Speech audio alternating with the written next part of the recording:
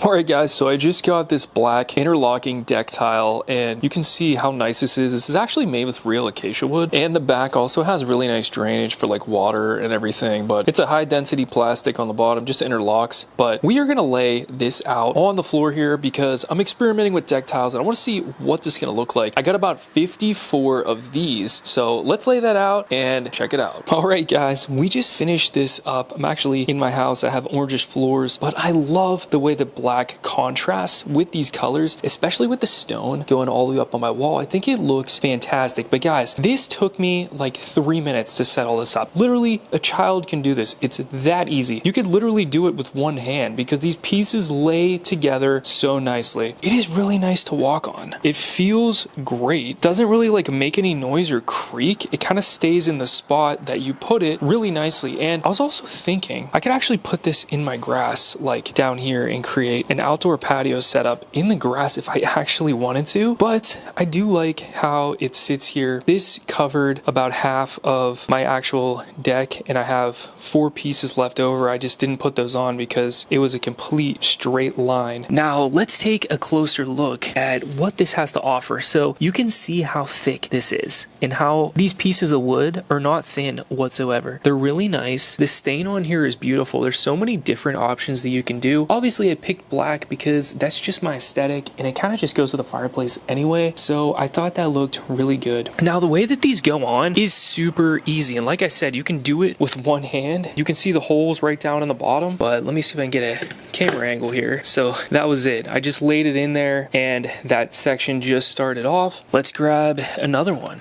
and again I'm going to show you how easy this is. And there you go.